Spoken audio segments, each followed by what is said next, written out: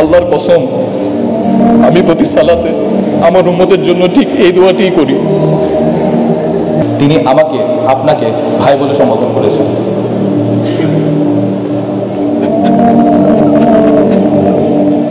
North south ইউনিভার্সিটির ক্যাম্পাসে সেদিনের দৃশ্য নীরব করে দিয়েছিল হাজারো শিক্ষার্থীকে।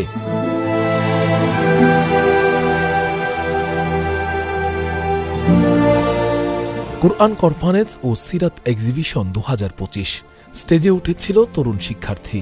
রাসূল সাল্লাল্লাহু আলাইহি ওয়াসাল্লামের সিরাত বর্ণনা শুরু করলেন শান্ত কণ্ঠে। হলরুমে তখন পিনপতন নীরবতা, যেন সেই শিক্ষার্থীর মুখে উচ্চারিত প্রতিটি শব্দ মানুষের অন্তরে ঢুকে যাচ্ছে। সবাই শুনছিল মন দিয়ে। তরুণ বক্তার কণ্ঠে ছিল ভালোবাসা, ভক্তির গভীরতা আর এক ধরনের পবিত্র কম্পন। কিন্তু কয়েক মুহূর্ত পর সেই কণ্ঠ কেঁপে উঠল, অনুভূতির ঢেউ তাকে থামিয়ে দিল। তিনি বলছিলেন, রাসূল সাল্লাল্লাহু আলাইহি ওয়াসাল্লাম তার উম্মতকে ভাই বলেছেন। এই কথাই হঠাৎ থেমে গেলেন তিনি। চোখ পানিতে ভরে উঠল, মঞ্চেই ভেঙে পড়লেন কান্নায়। আবেগ সামলাতে পারলেন না, আর সেই কান্না পুরো হলে ছড়িয়ে পড়ল নিঃশব্দ বৃষ্টি হয়ে। তিনি আমাকে আপনাকে ভাই বলে সম্বোধন করেছেন।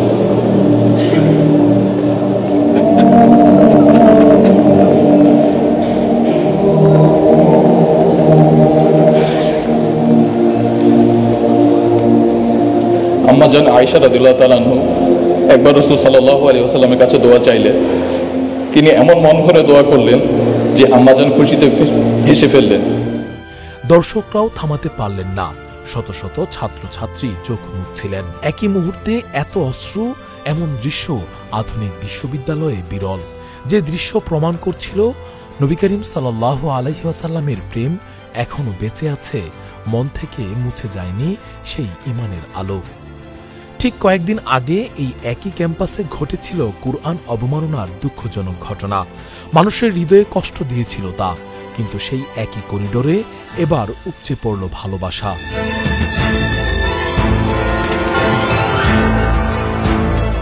এ যেন আল্লাহ তাআলার বিশেষ রহমত, যা জানান দিল উম্মতের হৃদয়ে আলো এখনো নিভে যায়নি।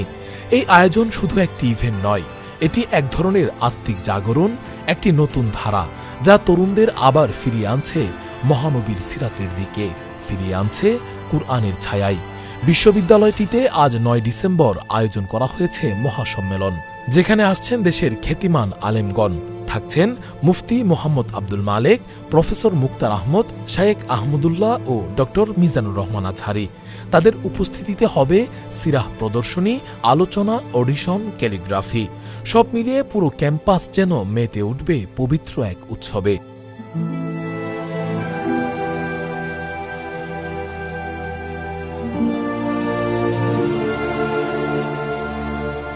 নর্থ সাউথ ইউনিভার্সিটির ইতিহাসে এই দিনটি হয়ে উঠবে স্মরণীয় একটি মুহূর্ত, যেখানে অশ্রুতে ধরা পড়েছিল রাসূল সাল্লাল্লাহু আলাইহি ওয়াসাল্লামের প্রতি অফুরন্ত ভালোবাসা। একটি করিডোর যা সাক্ষী হয়ে থাকবে তরুণদের হৃদয়ে ঈমানের নতুন জাগরণের প্রতীক হয়ে। রাকিবুল ইসলাম রইস, ফেজ দ্য পিপল।